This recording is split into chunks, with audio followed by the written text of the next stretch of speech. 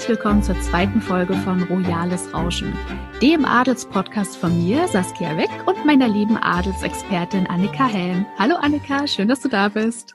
Hallo Saskia, ich freue mich sehr. Eine neue Folge Royales Rauschen und es gibt wirklich wieder viel zu besprechen. Ja, vor allem aber dieses Mal auch dramatische Sachen. Du hast mir am Dienstag eine recht traurige Mail geschrieben und über Abschiedsschmerz geklagt. Ja. Was hat dich denn diese Woche so beschäftigt? Natürlich der Megxit. Also ich muss sagen, da schlagen bei mir wirklich zwei Herzen in der Brust. Auf der einen Seite gönne ich das Harry und Meghan so, dass sie jetzt ihr selbstbestimmtes, freies Leben führen können, ohne Zwänge, ohne royales Protokoll. Aber auf der anderen Seite, tut mir echt mein Herz ein bisschen weh, weil ich ja auch vor allem Harry so sehr mag und jetzt zu wissen, dass er kein Repräsentant des Königshauses mehr ist und wir ihn vielleicht gar nicht mehr so oft sehen, da tut mir mein Herz wirklich ein bisschen weh. Ich weiß nicht, wie es dir damit geht. Ja, also mein Herz tat mir auch ein bisschen weh. Es hat am Mittwoch erstmal einen Freudentanz aufgeführt. Ich habe nämlich gelesen, Megxit aufgelöst, Harry und Meghan kehren zurück nach London und war total aus dem Häuschen, habe gedacht, toll, Harry hat es sich nochmal anders überlegt. Er ist wieder bei allen Sinnen, ja, und konnte Meghan davon überzeugen, dass sein rechtmäßiger Platz einfach in London ist. Aber was dann natürlich schnell klar wurde, 1. April, ja. So richtig gelacht habe ich nicht. An dieser Stelle nochmal ein großes Nicht-Dankeschön an das OK-Magazin. Liebe Grüße. Es war wirklich ganz schön fies. Da waren bestimmt viele Royal-Fans sehr enttäuscht, kann ich mir vorstellen. Ja, weil man irgendwie hat man natürlich das immer noch im Hinterkopf, dass jetzt erstmal diese 12 Monate sind, wo das ja irgendwie vollkommen vollzogen werden soll. Und man hat ja immer noch die Hoffnung, dass Harry jetzt zurückkehrt, irgendwie, ja, ich will nicht sagen zur Vernunft kommt, aber sich es vielleicht doch ein bisschen anders überlegt und wieder zu der Queen und der Familie zurückkehrt, ja. Ja, man hat jetzt halt auch gar keinen Bezug mehr zu Archie, ne? Also Meghan hat diese Woche erzählt, dass Archie sich jetzt hochziehen kann mit seinen 10, fast 11 Monaten und dass er auch schon ganz niedliche Kusshände wirft. Aber Fotos gibt es halt keine. Sie hatten ihn das letzte Mal in London nicht dabei. Also man sieht ihn leider nicht aufwachsen, so wie seine Cousinen und Cousins. Ja, einerseits sei es ihm gegönnt. Ich glaube, so im Rampenlicht aufzuwachsen ist auch kein Kinderspiel, ist kein Spaß. Das ist, glaube ich, auch für kleine Kinder schon enormer Druck, wenn sie wissen, sie werden fotografiert, alles wird bewertet. Und ich glaube, die verstehen das relativ schnell, welche Rolle sie in der Öffentlichkeit spielen. Aber ich denke, es wird nicht dabei bleiben. Wir werden früher oder später garantiert Paparazzi-Bilder sehen. Ich meine, die sind jetzt in Los Angeles. Da wohnen die ja alle, die ganzen Promis, und da gibt es so viele Paparazzi. Und ich kann mir auch vorstellen, dass sie ihn vielleicht doch zu dem einen oder anderen Event, wie zum Beispiel den Invictus Games, die ja dieses Jahr leider ausfallen, mitnehmen und ihn doch schon ein bisschen zeigen. Ich glaube, sie sind einfach auch sehr stolz auf Archie und wollen ihn vielleicht auch schonend mit der Öffentlichkeit bekannt machen. Ja, das wird in LA wirklich schwierig, ne? Also Sharon Osbourne hat dieser Tage ein Interview gegeben im amerikanischen Fernsehen und hat Prinz Harry und Herzogin Meghan gewarnt, dass ihr Leben in LA ein Albtraum wird, wegen all der Paparazzi, die die Familie jetzt auf Schritt und Tritt verfolgen werden. Und ich sehe das nicht kommen, dass Archie jetzt eine normale Kindheit in Amerika führen wird. Das hätte in Kanada garantiert besser geklappt. Ja, normal ist ja sowieso mal relativ, weil er ist normal der Sohn eines Prinzen, der Urenkel der Queen, und da ist normal sowieso schon mal ganz schwierig, ne? Aber jetzt auch noch in LA mit den ganzen Paparazzi und wahrscheinlich sehr vielen Promi-Freunden, das ist nicht das normale Leben, also so wie wir es kennen, ne? Ich bin gespannt, wie Harry und Meghan das machen werden, dass sie auch ihren Sohn so ein bisschen am Boden halten und nicht irgendwie, dass der irgendwann so ein arrogantes Hollywood-Kind wird. Ja, da wird viel Arbeit auf sie zukommen und wir werden wahrscheinlich irgendwann erleben, wie Archie als Erwachsener ist und wie ihm seine Kindheit in Los Angeles geschadet oder bereichert hat. Mhm. Ja, er wird auf jeden Fall ähnlich aufwachsen wie all diese Hollywood-Kinder, von denen du gesprochen hast. Aktuell soll sich das Paar nämlich eine 4,8 Millionen teure Villa angeguckt haben, mit allem Drum und Dran. Also wirklich, wovon man auch nur so träumen kann, ja. Die Villa, die soll einen Pool haben, einen Tennisplatz, einen Weinkeller und sogar einen Kinosaal, was natürlich Meghan besonders gefallen würde. Ich bin mir nicht sicher, ob es diese Villa wird oder vielleicht doch was Bescheideneres, weil welches Promi-Paar braucht 8 Schlafzimmer? Ich frage mich immer so, mit einem Kind 8 Schlafzimmer, wen will man da alles unterbringen? Die Mama Doria, die lebt ja nun direkt um die Ecke und ob jetzt die Briten so oft zu Besuch kommen, wage ich auch mal zu bezweifeln. Ja, ich auch. Ne? Also das sind ja wirklich Ausmaße und Dimensionen, die hatte man im Frogmore Cottage jetzt nicht unbedingt. Aber das ist einfach Hollywood-Style, ne? Die leben alle auf großem Fuß, haben alle große Anwesen, riesigen Garten, viele Schlafzimmer. Ne? Man weiß ja auch nicht, ob Archie ein Einzelkind bleiben wird. Es gab ja auch schon diese Woche Gerüchte, Meghan sei wieder schwanger. Ich glaube auch, da kommt irgendwann noch das zweite Kind und dann kommen natürlich mal Freunde und Verwandte zu Besuch. Ich glaube, so 8 Zimmer sind schnell voll. Es gab wirklich Schwangerschaftsgerüchte diese Woche, ja? Ja, aber ich glaube, die gibt's ja bei jedem Royal ewig. Also ich weiß nicht, wenn ich diese bunten Blättchen durchblättere, da ist ja auch Maxima noch jede Woche schwanger. Da kommt endlich der lang ersehnte Prinz. Also man kann das nicht immer ganz vor voll nehmen, aber Harry und Meghan haben ja schon suggeriert, dass da ein zweites Kind durchaus willkommen sei. Und ich denke, Archie wird nicht allzu lange ein Einzelkind bleiben. Und dann braucht man irgendwann ja wahrscheinlich auch 8 Schlafzimmer, ne? Ja, eventuell. Also auf jeden Fall wird man es Meghan sehr schnell ansehen, weil sie hat ja wirklich ihre alte Form sehr schnell wiedergefunden nach der Schwangerschaft mit Archie. Bei ihrem letzten Auftritt in London, ne, dieses hautenge Etui-Kleid, das saß wie angegossen und ich muss sagen, da war von einem Schwangerschaftsbäuchlein überhaupt nichts zu sehen. Ja, Meghan ist ja sehr sportlich, macht Yoga und all diese Dinge. Da kann man mal sehen, dass man mit Yoga auch ordentlich in Form kommen kann. Ne? Wird ja immer so ein bisschen belächelt, aber das ist natürlich auch etwas, was der Figur sehr hilfreich ist nach der Schwangerschaft und auch ohne Schwangerschaft. Ne? Genau, Yoga und Avocado-Toasts. Ja, und ganz viel Wasser und viel Schlafen. Natürlich. Ja, William und Kate haben momentan ja ganz andere Sorgen. Ne? Also ich habe gelesen, Prinz William möchte seine alten Pflichten als Pilot wieder aufnehmen und möchte für den National Health Service, das staatliche Gesundheitssystem Großbritanniens, Sanitätshelikopter fliegen, um die Hilfskräfte während der Corona-Krise zu unterstützen. Ja, das habe ich auch gehört. Also William ist ja ausgebildeter Rettungspilot, hat da auch jahrelang gearbeitet und ich kann mir halt auch vorstellen, dass es ihm jetzt so ein bisschen in den Fingern juckt und dass er irgendwie einen Beitrag leisten möchte, Hilfestellung leisten möchte und den Menschen einfach auch zeigen will, ja, ich bin für euch da. Und da wieder in seinen alten Job zurückzukehren, birgt natürlich auch ein bisschen Risiken, aber ich glaube, das würden die meisten Briten William hoch anrechnen, wenn er jetzt diesen Einsatz bringt. Aber vielleicht gefällt es ihm dann so gut, dass er dann wieder Vollzeitpilot werden möchte. Und ich glaube, das wird dann auch schwer zu vereinbaren sein mit den royalen Pflichten, die er jetzt natürlich auch doppelt und dreifach hat nach dem Megxit, ne? Also dauerhaft wird das auf keinen Fall funktionieren. Er hat ja, ich glaube, es war 2017, den Job an den Nagel gehängt und ist mit seiner Familie zurück in den Kensington-Palast gezogen, weil er natürlich auch gebraucht wird. Gerade nach dem Megxit, die Queen und Philip sind auch nicht mehr so fit. William ist jetzt die Galionsfigur der britischen Königsfamilie und an ihm hängt sehr viel. Ja, und ich denke auch, William wird zu Hause natürlich auch schmerzlich vermisst bei seinen 3 Kindern. Was treiben eigentlich George, Charlotte und Louis gerade aktuell? Weißt du da mehr? Also, soweit ich weiß, sind sie gemeinsam mit Kate auf Enmore Hall, auf dem Landsitz der Familie, und verbringen viel Zeit in dem großen Garten mit Klettergerüsten und Schaukeln. Und angeblich sind sie total interessiert an Vogelbeobachtungen mit dem Fernglas. Ja, also das stellt man sich sehr niedlich vor, oder? Absolut. Stell dir mal diese 3 süßen Kinder vor, wie sie da mit dem Fernglas im Garten stehen. Oh, guck mal, eine Schwalbe. Oh, eine Eule.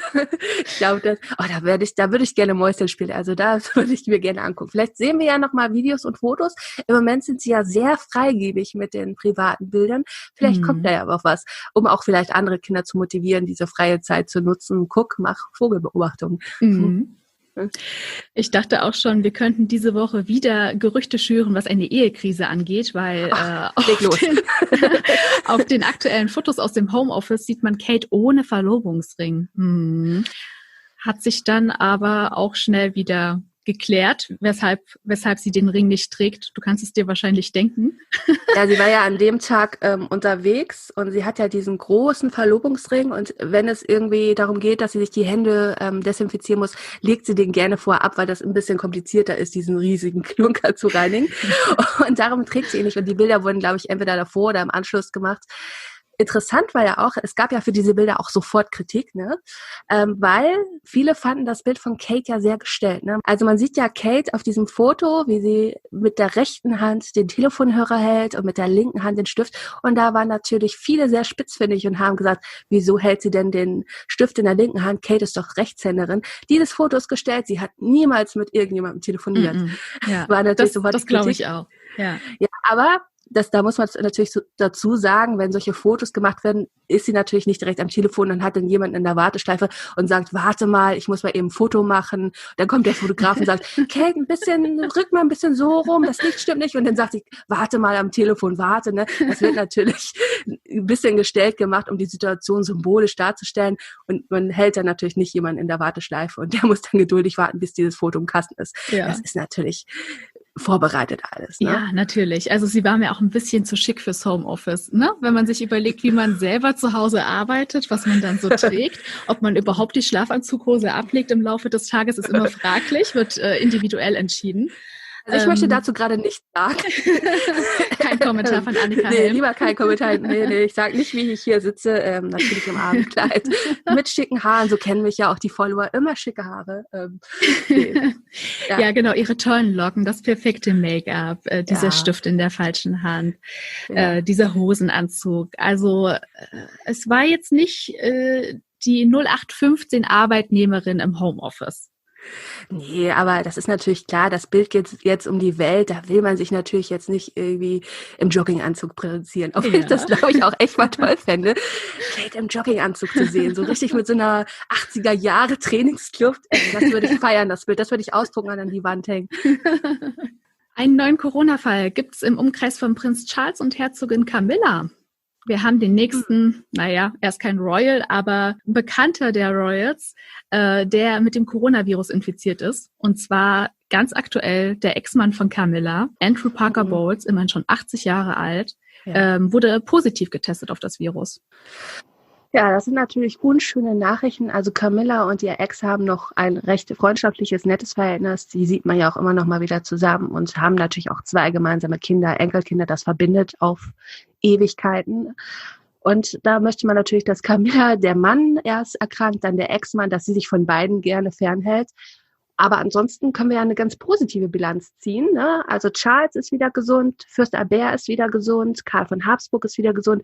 Xenia von Sachsen hat ihre 3 Wochen Quarantäne überstanden. Ach, und aktuell, super, herzlichen Glückwunsch. Ja, ich glaube, vor allem für Xenia von Sachsen tat es mir so ein bisschen leid. Sie ist ja alleinerziehende Mutter und musste in einer 2-Zimmer-Wohnung auskommen mit ihrem 5-jährigen Kind, das wahrscheinlich die Wände hochgegangen ist und nicht raus konnte.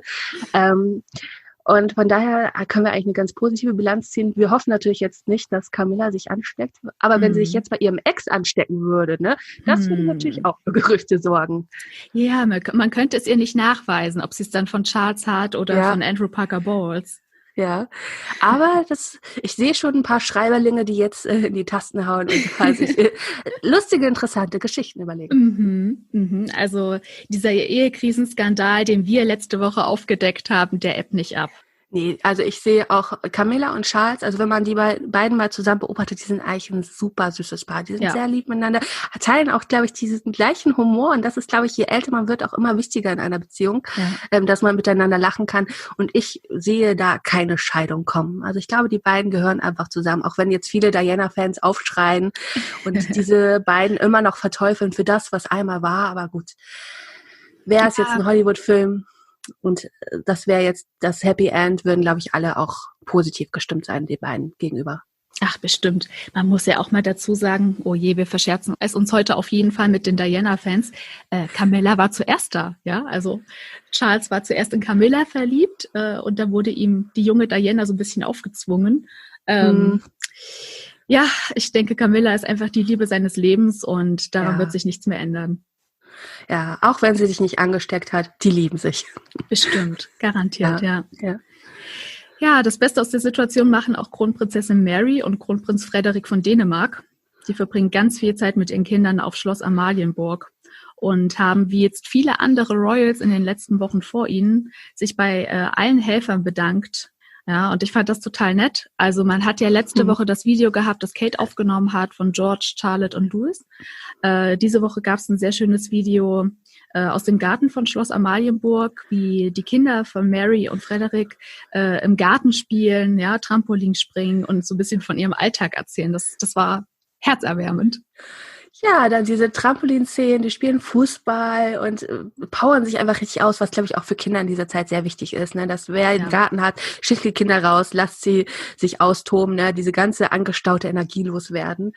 Und dann hat man sie ja auch im Anschluss befragt, und wie ist das so für euch? Was macht ihr so? Und dann erzählen sie, ja, wir machen so ein bisschen Homeschooling. Und dann sagt Prinz Vincent, fand ich sehr süß, ja, ich finde diesen Unterricht total langweilig, gefällt mir nicht. Also das finde ich immer großartig an diesen dänischen Kindern. Die sind überhaupt keine dressierten Äffchen. Wir haben die jetzt ja auch schon öfter in Situationen gesehen, wo wirklich immer irgendwie, ja, Wutausbrüche, Trotzanfälle, die sagen knallhart ihre Meinung, und das finde ich irgendwie total spannend und auch irgendwie sehr authentisch, dass man nicht immer sagt, ja, alles ist toll, finde ich alles super, sondern die sind wirklich so ein bisschen, ja, irgendwie so kleine Anti-Helden. Also die sagen immer, was sie denken, und die sind auch immer irgendwie, ja, authentisch, wie Kinder einfach so sind. Und egal, ob blaues Blut oder nicht, Kinder sind Kinder, und ich finde das immer sehr sympathisch. Ja, ich auch, absolut.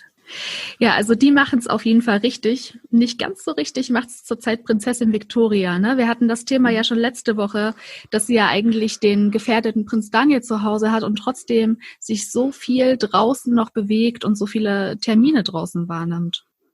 Ja, da gab es jetzt ganz böse Kritik von einem norwegischen Adelsexperten, Oskar, ich glaube Elmorn, wenn ich es richtig ausspreche. Der hat gesagt, Victoria ist kein gutes Beispiel, in dem sie weiterhin hinausgeht. Sie sollte lieber zu Hause bleiben und damit auch den Leuten ein Vorbild sein, dass man aktuell vielleicht nicht so viel unterwegs ist. Ist natürlich in ihrer Situation ein bisschen schwierig, ne? Also einerseits muss sie natürlich gesehen werden, man muss sehen, dass sie aktiv ist. Sie hat diese Woche bei der Stadtmission Care-Pakete für Obdachlose und finanziell schwächer gestellte Menschen gepackt. Die packt halt wirklich mit an, jetzt diese Kritik. Ich sag mal so, die Kassiererin oder die Ärztin oder Krankenschwester kann auch nicht einfach zu Hause bleiben. Und ich glaube, Victoria hat das einfach auch so verinnerlicht, dass sie helfen muss. Bei Daniel, da, wie gesagt, letzte Woche hatten wir es schon mal, da finde ich, ist es eine andere Geschichte. Er als Risikopatient sollte lieber zu Hause bleiben. Aber Victoria, dass sie sich zeigt, kann ich schon verstehen. Aber vielleicht ein bisschen mit mehr Sicherheitsmaßnahmen. Also Handschuhe, Mundschutz wäre sicherlich nicht verkehrt, um auch den Leuten draußen zu zeigen, dass das jetzt voll okay ist, dass man aktuell mit Mundschutz rumläuft und man da auch nicht die Hemmung haben muss. Ja, sonst könnte ja Prinz Daniel einfach für einige Wochen seine Schwiegereltern besuchen. Die haben sich doch zurückgezogen und nehmen gar keine Termine mehr wahr. Vielleicht wäre er dort jetzt besser aufgehoben als an der Seite von Victoria. Ja, das ist natürlich immer, ich meine, wir kennen das ja selber, wenn man mit jemandem zusammen ist, verliebt, verheiratet, dann möchte man auch bei der Person sein. Aber gerade in dieser schlimmen Corona-Zeit, während Victoria noch weiter draußen ist, sollte er vielleicht Abstand von ihr halten und vielleicht wirklich lieber zu den Schwiegereltern gehen. Königin Silvia, König Karl Gustav, die verstehen sich ja auch richtig gut. Und dann könnten sie zusammen, ja, ich weiß nicht, Brettspiele spielen, Monopoly und sich die Zeit vertreiben. Ja, genau. Es gibt ja auch immer noch Skype und Zoom und andere schöne Apps. Ne? Man kann sich ja trotzdem sehen. Wir leben ja nun im Jahr 2020. Das ist ja alles kein Problem mehr. Ja, wir haben es wirklich leichter als vielleicht unsere Vorfahren im Krieg, die sich dann irgendwie wochenlang, monatelang, jahrelang nicht gehört haben. Genau. Und die nutzen das ja auch sehr in den Königshäusern, diese ganzen Medien heutzutage, also diese ganzen Programme. Ja, das war doch eine schöne Zusammenfassung dieser Woche. Vielen Dank für das Gespräch, liebe Annika. Es hat mir sehr viel Spaß gemacht. Ich danke dir, Saskia. Und wenn ihr, liebe Zuhörerinnen und Zuhörer, keine Folge mehr verpassen wollt, dann abonniert uns doch bei Spotify, iTunes, Deezer, YouTube, Facebook oder Instagram. Ihr seht, die Möglichkeiten sind unbegrenzt. Oder schreibt uns auch gerne euer Feedback an podcast@news.de. Wir hören uns nächste Woche bereits am Donnerstag wieder und freuen uns, wenn ihr wieder einschaltet. Bis dahin. Bis dann. Tschüss.